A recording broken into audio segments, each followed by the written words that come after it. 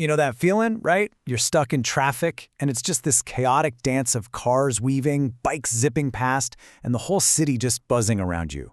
It feels totally random, totally unpredictable. But what if I told you that hidden inside all that chaos are some very clear, very repeatable patterns, and that some of those patterns, well, they tell a story that's about a lot more than just a traffic jam?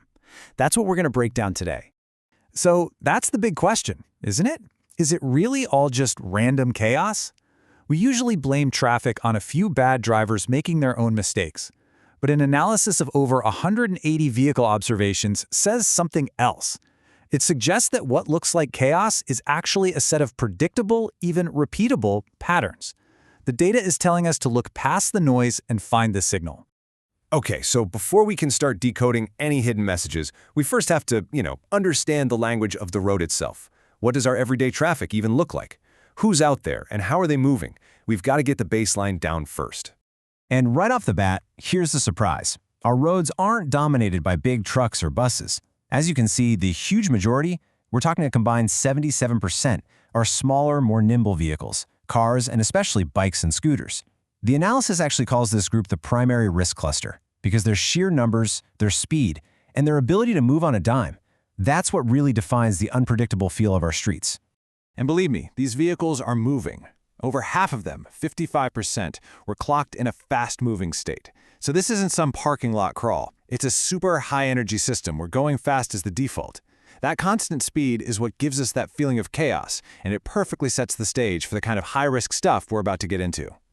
So we've got this high-speed world full of agile vehicles. Got it. But this is where the story gets really interesting. When analysts dug into the data, they found that the most dangerous driving, well, it wasn't random at all. On the left, that's what we all assume, right? That a few bad apples are causing all the problems. But over on the right, that's what the data is screaming. It's not about individuals. It's about a whole system of behavior. The exact same dangerous moves pop up again and again, so consistently that it points to something much bigger. And look, this isn't just a hunch. It's statistically proven.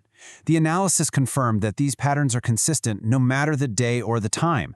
Just like the quote says, we're looking at structural, not incidental risk. In other words, the danger is literally baked right into the system. So what does this system of bad driving actually look like? Well, get this. 2/3 of all these high-risk events involved erratic lane changes. Over 40% involve something called airbrushing. You know, that heart-stopping moment a car flies by with almost zero space. We're talking about lane splitting with less than an inch of clearance. An inch! These aren't oopsies. There are aggressive, consistent maneuvers. But, the rabbit hole goes even deeper. It's one thing to see the same bad habits over and over. It's something else entirely to see vehicles moving with what really looks like coordinated intent. All of a sudden, the patterns start to look less like traffic and a lot more like tactics. Yeah, listen to these terms. They don't exactly sound like your morning traffic report, do they? Target trailing, circuitous routing.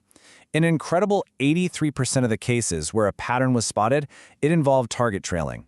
A vehicle might seem to appear from nowhere, or it shows up again after a very specific amount of time, usually between 7 and 15 minutes. This isn't commuting. This suggests purpose. The source material has a fantastic name for this: behavioral choreography. For instance, observers actually saw two vehicles start exactly one electric pole apart and then make identical, perfectly synchronized turns onto the main road. Come on, that's not a coincidence. That is coordination. And if you want the most cinematic example of that choreography, here it is. And this isn't some hypothetical. This was a direct observation.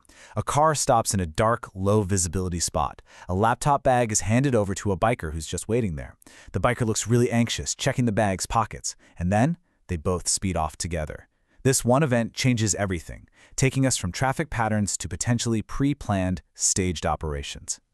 Okay, so if the vehicles are being choreographed, you have to ask, who are the choreographers? According to the analysis, the most telling clues don't come from the cars themselves. They come from the behavior of the people inside them. And here's what's so wild. The number one red flag wasn't speeding or some crazy maneuver. It was sitting still. Over 71% of the alerts about what people were doing involved them just idling in their cars for long periods for no obvious reason. That passive behavior, just sitting and waiting, turns out to be a massive indicator of potential surveillance or someone getting ready to do something.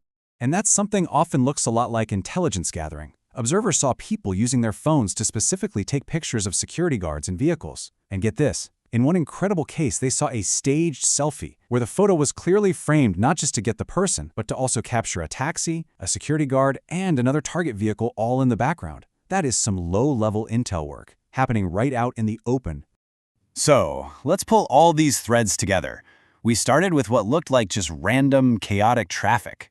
Then we found these repeatable patterns of really dangerous driving. And then we uncovered signs of coordination, intent, and even intelligence gathering. So, what in the world does this all add up to? What the analysis concludes is that we're actually dealing with three interconnected layers of risk. At the very bottom, you've got the immediate traffic safety risk that we all know and worry about. But on top of that, there's the behavioral risk from these non-random patterns. And at the very top, there's this emerging security risk from surveillance and these coordinated actions. The source calls it a hybrid risk ecosystem, where all three of these layers feed on each other. And that brings us to the ultimate takeaway here. The data is forcing us to ask a completely different question. We need to shift our thinking from just spotting who's breaking traffic rules to identifying who is moving with purpose and trying to figure out why. Because when the roads start talking, the real challenge isn't just hearing what they're saying, it's figuring out who is speaking and what they might be planning to do next.